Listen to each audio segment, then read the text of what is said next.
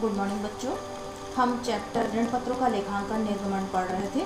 Previous videos में हम ऋण पत्र के पहले के टॉपिक्स को कवर कर चुके हैं। अगर आपने नहीं देखा है तो मैंने लिंक डिस्क्रिप्शन में डाल दिया है। तो बच्चों, आज हम डिस्कस करेंगे issue of debentures at discount, ऋण पत्रों का बट्टे पर निर्गमन। जब कंपनी ऋण पत्रों को उनके अंकित मूल्य से कम मूल्य पर निर्गमित करती है तो उसे ऋण पत्रों का बट्टे पर निर्गमन कहते हैं। फॉर एग्जाम्पल, ₹100 अंकित मूल्य वाले ऋण पत्र का ₹90 में निर्गमन ऋण पत्र का बट्टे पर निर्गमन कहलाएगा। इसमें ध्यान देने योग्य बातें हैं। ऋण पत्र के अंकित मूल्य तथा उसके निर्गमन मूल्य का जो अंतर होता है, ₹100 है और 90 में निर्गमन कर रहा है, तो ये जो ₹10 बचेगा ये बट्टे की राशि है। नेक्स्ट है, बट्टे की राशि ऋण पत्र निर्गमन पर बट्टा खाता पृथक खाते में डेबिट की जाती है, जो कि पूंजीगत हानि होती है। इस हानि को प्रतिभूति प्रीमियम खाता या लाभ हानि खाता से अपलिखित किया जा सकता है। बच्चों, इसकी प्रविष्टि होगी तिथि, विवरण, खाता पृष्ठ संख्या, विकलन राशि और समाकलन राशि। हम पहले आवंटन की मांग करते थे तो पंजी बनाते थे, ऋण पत्र आवंटन खाता विकलन और ऋण पत्र खाते से। तो अब बट्टा आ गया तो हम ऋण पत्र निर्गमन पर बट्टा खाता भी विकलन लिखेंगे। तो हमारी पंजी हो जाएगी बट्टे की ऋण पत्र आवंटन खाता विकलन, ऋण पत्र निर्गमन पर बट्टा खाता विकलन और ऋण पत्र खाते से। और विवरण में हम लिखेंगे ऋण पत्र के आवंटन की राशि बट्टे पर मांग करने पर। डेबिट की राशि डेबिट में लिखेंगे और क्रेडिट की राशि क्रेडिट में लिख देंगे। इसमें ध्यान देने योग्य बातें हैं। कंपनी द्वारा ऋण पत्रों के निर्गमन पर कितना बट्टा दिया जाए यह निदेशक बोर्ड द्वारा निर्धारित किया जाता है, क्योंकि इस बारे में कंपनी अधिनियम में कोई भी प्रावधान नहीं है।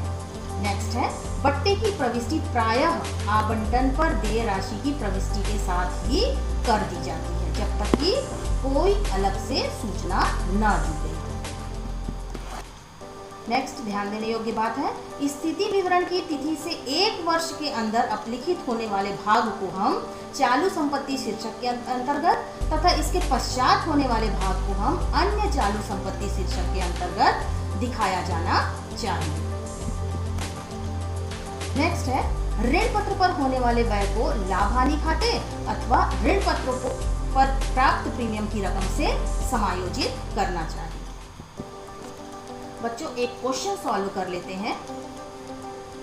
प्रश्न है, रुचि लिमिटेड ने ₹100 वाले 2006% ऋण पत्र 10% बट्टे पर निर्गमित किए।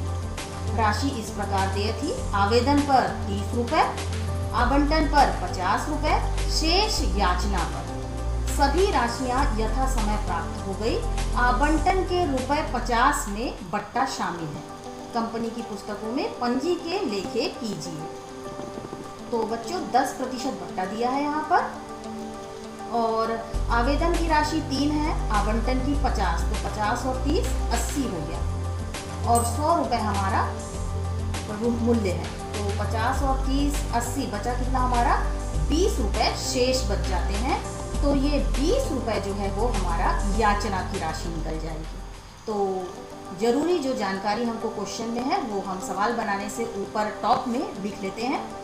₹100 वाले 2000, 6% ऋण पत्र 10% बट्टे पर। क्वेश्चन में जानकारी दी है, आवेदन के ₹30, आवंटन पर ₹50 है और बट्टे की राशि 10% जो है आवंटन पर शामिल है। ₹100 का 10% होता है 10, तो 50 आवंटन का जो है वो डिवाइड हो जाएगा 40 धन 10 में। ₹40 आवंटन और ₹10 जो है वो बट्टे का हो जाएगा। इतनी जानकारी दी है। शेष रकम याचना पर, तो 50 और 30 80 की जानकारी दी है। 100 में 80 घटा देंगे तो हमारा ₹20 याचना लिख देंगे। तो बच्चों, ये क्वेश्चन में सारी जानकारी दी थी। अब हम जनरल प्रविष्टि कर लेते हैं। तिथि, विवरण, खाता पृष्ठ संख्या, विकलन राशि और समाकलन राशि। जब पंजी हम स्टार्ट करते हैं तो सबसे पहली पंजी बनती है आवेदन के प्राप्त की राशि। तो पहली पंजी बनेगी बैंक खाता विकलन 6% ऋण पत्र आवेदन खाते से और विवरण लिखेंगे ऋण पत्र के आवेदन की राशि प्राप्त। रकम की देख लेते हैं गणना। हमारे पास 2000 ऋण पत्र है और 30 रुपए आवेदन का मूल्य है। 2000 को 30 से गुणा करेंगे तो हमारा आ जाएगा 60,000 से डेबिट और 60,000 से क्रेडिट। अब आवेदन की राशि को हम ऋण पत्र खाते में हस्तांतरण करते हैं तो इसकी पंजी बन जाएगी 6% ऋण पत्र आवेदन खाता विकलन 6% ऋण पत्र खाते से। और आवेदन की राशि हम ऊपर गणना कर चुके हैं। ऊपर की पंजी में 60,000 डेबिट और 60,000 रुपए क्रेडिट यहाँ भी लिख देंगे। विवरण आता है आवेदन की राशि ऋण पत्र खाते में हस्तांतरण। आवेदन की 2 पंजी बन गई। इसी तरीके से आवंटन की 2 पंजी बनेगी और मांग करते समय बट्टा भी इस पर शामिल होगा। तो पंजी बन जाती है 6% ऋण पत्र आवंटन खाता विकलन, ऋण पत्र निर्गमन पर बट्टा खाता विकलन और 6% ऋण पत्र खाते से। बच्चों यहाँ रकम की गणना पर थोड़ा ध्यान देंगे। 2000 अंश है, 10 रुपए से 40 धन 10 है तो 10 रुपए प्रीमियम है। 2000 को 10 से गुणा करेंगे तो आ जाएगा हमारा 20,000। ये 20,000 डेबिट में लिख देंगे बट्टे की जगह पर।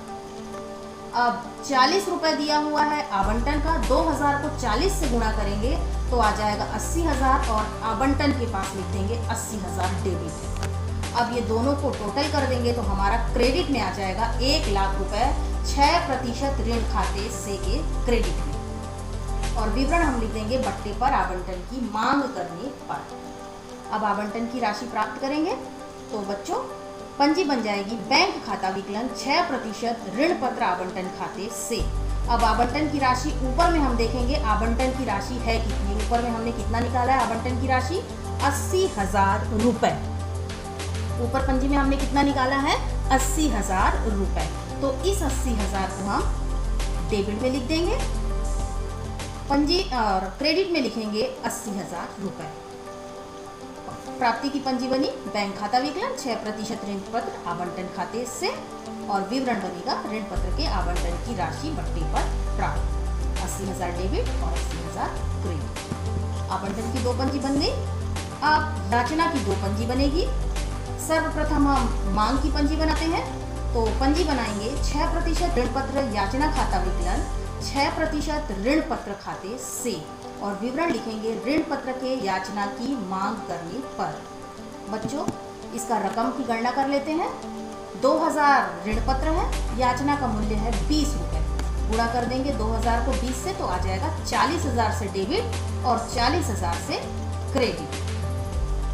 अब इसकी राशि प्राप्त करेंगे। याचना की राशि प्राप्ति की बनेगी बैंक खाता विकलन 6% ऋण पत्र याचना खाते से और रकम हमने निकाल चुका है। याचना की रकम ऊपर पंजी में 40,000 से डेबिट और 40,000 से क्रेडिट यहाँ भी हो जाएगा और विवरण में लिख देंगे याचना की राशि प्राप्त करने पर।